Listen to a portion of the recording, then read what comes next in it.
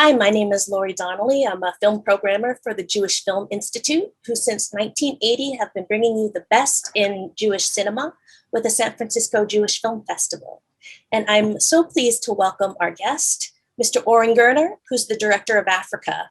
And it's a pleasure to speak with you, Oren. Thank you so much for joining us. Thank you for having me. It's my pleasure, of course. You're very welcome. I wanted to ask you how you approach the creative process, because obviously these are people that you know very intimately. So just what your approach was, and also as a son directing his father in such intimate moments, was that difficult for you? Because he is so vulnerable in these scenes. So yeah, what was that like? It was like a very special experience, very complex sometimes. I used to say, like, I did a very long audition for them, like 37 years until I decided,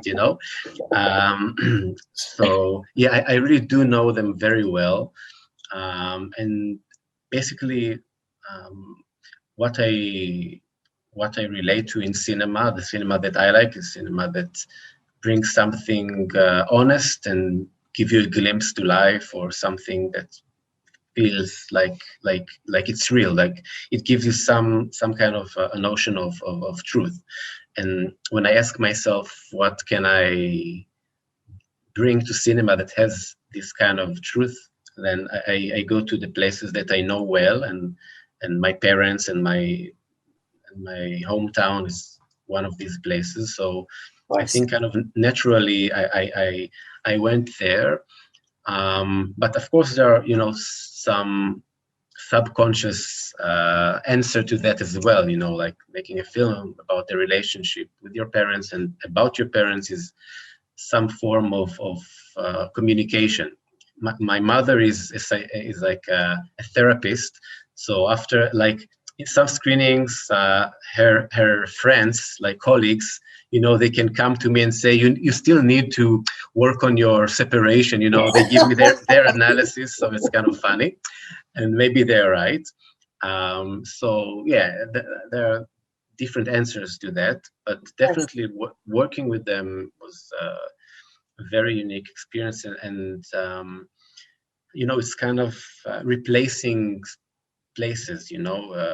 Until a certain age, you used to hear from your parents, do that, now do that, this is okay, this is wrong.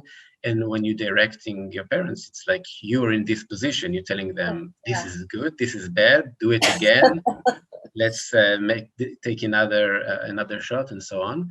So in this way, it felt very weird, to be in my in the house where I grew up as a kid, and then like being the responsible adult in the set, so it was kind of weird.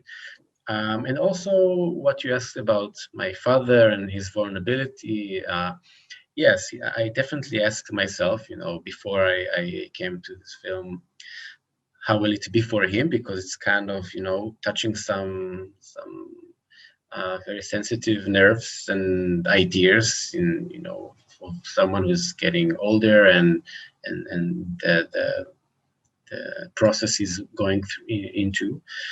But I mean, my father in real life is more vital, so, and he knows to place it a bit, himself in a bit distance. So he didn't take it hard. Like he approached it as an actor, and I told him what's the character, and some places I felt he's really connected with the character, and some other places I felt like it's kind of different, and he needed to act, more in a more active way. But it's kind of a mix, I guess.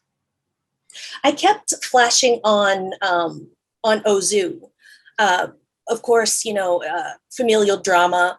Ozu, who's most known for his pieces post World War II, particular, this disconnection between children and their parents, between modernity and tradition. And so could you speak a little bit about your influences?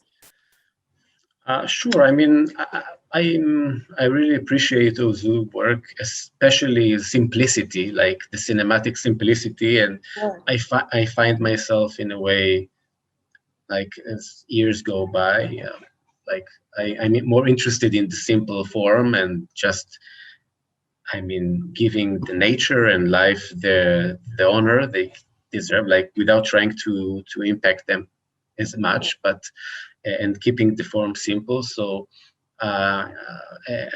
so I I don't know if there's like a specific, influence. It's a mixture. I mean, there's a lot of Iranian cinema that I'm really influenced from, like Kiarostami, Panahi, and others that also kind of work on the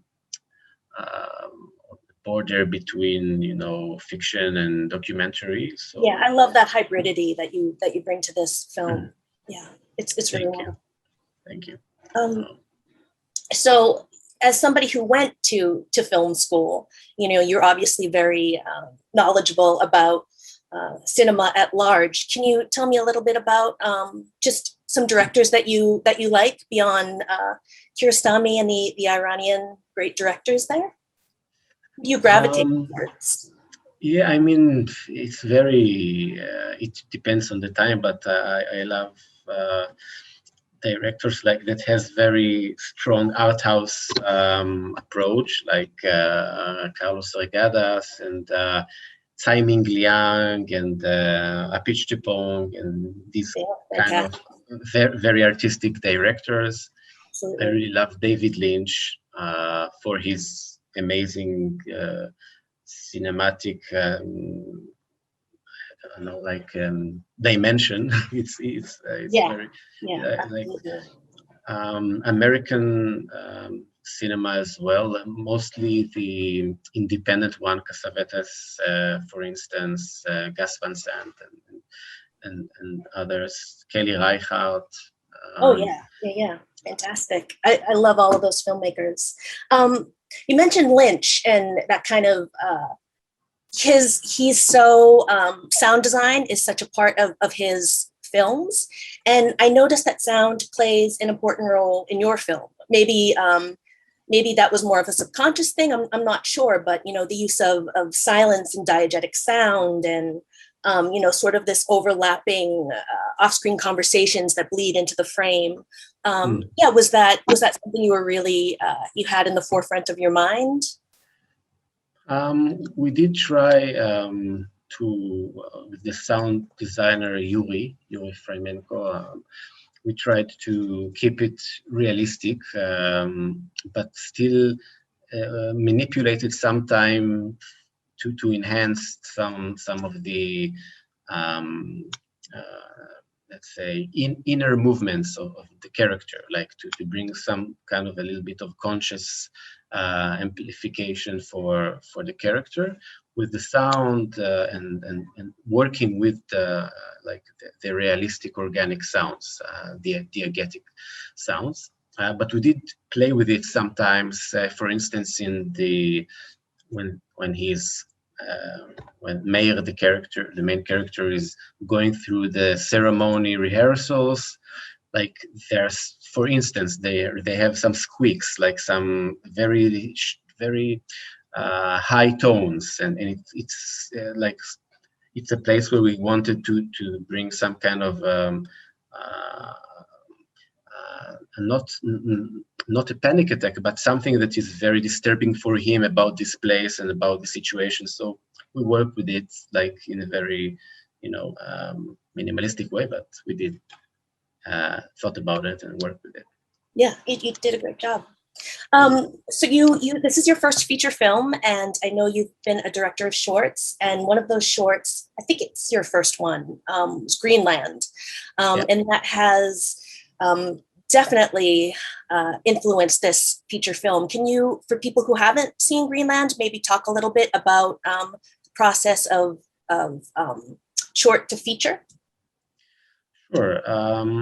It's an interesting connection because Greenland was my graduation film. It also featuring my parents in the main roles with myself. And this was kind of the inspiration for Africa, which was developed from this idea, working with my parents at my home with very basic production around it.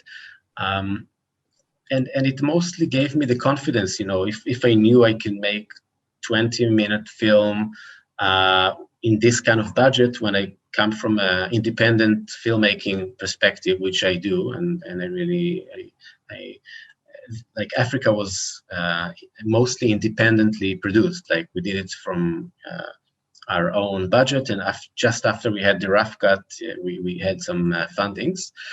So it gave me the confidence. It's possible to do a feature film without needing a very big budget. The main challenge with this feature was the narrative one, because Greenland was more atmosphere, more like a general emotion, and it was less constructive, less narrated, less narrative based.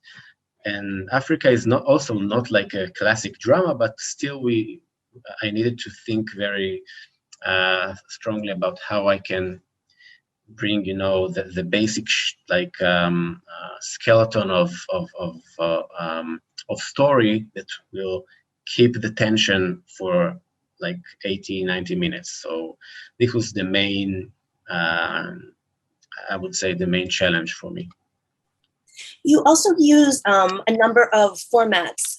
You have I think it's Super 16 for the Namibia, for the home movies, maybe, or you have. It's a home. Yeah, it's like a home camera. It's a very like basic amateur camera that was used by my parents in their adventures in Namibia. They really went there.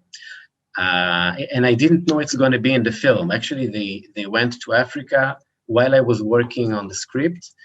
I didn't call it Africa at the beginning, and then when they came back with all the materials, I like every time my father say, "Come see everything we filmed," like 10 hours, 10 hours of rushes, from their trip. They just came and I saw some very strong images, and I felt it could be very interesting to merge with the ideas that I have. So it's really moving. It's really poetic, and just I think it's really touching. And I agree. I feel like the best images in the film are shot by my father. I mean, and one of the things that I like about it the most is it's like an amateur film. It's like, but it's real. It's what I said about honesty. It's like the way my father is filming Africa, or the way he's filming my mother. There is some truth in it, that nothing else can bring, And I personally am really moved by it. Maybe because I'm their son, but also maybe it's something that goes to other people as well. Sure. What were their reactions when they first saw it? Actually, the first time they saw it like with 500 people, in Toronto Film Festival. I didn't allow them to see. I want them to see it with crowd, to have the impact of like cinema. At the beginning, they were really shocked. I mean, I think they knew what's filmed, but I don't think they imagined, like 500 people in a theater watching them in their bedroom, in the very intimate situations. So they were shocked, but it took them sometimes, like they saw the film again and again in different festivals, and now, I mean, they were shocked, but in a good way. Like it was complex, but also like it was very strong for them, because they didn't know how it's gonna be, eventually as one piece. And it's a very intense experience for them to see themselves through my perception in some ways, and It makes them ask some questions about life, about each other, about me. So it was very intense experience. Of course. So do they have any, do they have any acting experience? I mean, I know your mom is a therapist, but any community theater or anything? Because they really are so, there's just a level of realism in the scenes between them that's remarkable. Yeah, I agree. They brought something very strong. And my father actually has some experience in, like, he was in a theater, I don't know the name, theater lessons in our village, something with the community. And he did some small parts in television. So he was kind of flirting with this idea. But this was the first time he was doing, a real, like, serious big part. And my mother, she went for auditions when she was a teenager, I think, to the theater. Actually, I didn't know it until like a few months ago. She said, "This is like getting back, like a revenge to this, theater teacher in high school that said she wasn't good enough. So she's really happy about it. Good. Take that, theater teacher. Yeah. Are you so what's next for you, Oren? Are you working on anything, or what are your plans? Yeah, there's a new film, like a short one and a full-length one that I'm working on. I'm also like working with reality, and it's a little bit experimental with the way I work with the actors, a lot of improvisation and so on. So it's in process, and I'll see where it will go, and I'm excited about it. And some other projects that I'm working, in the process. So it's that's great. Yeah. Well, I can't wait to see what you're doing next. And Oren joins us from Tel Aviv. So thank you so much for sharing your day with us, Oren. I really appreciate it. My pleasure, and I'm really glad, for this opportunity. So thanks for having me. You're welcome. You're welcome. And thank you all for joining us at home. And we'll see you at the next film. Bye-bye.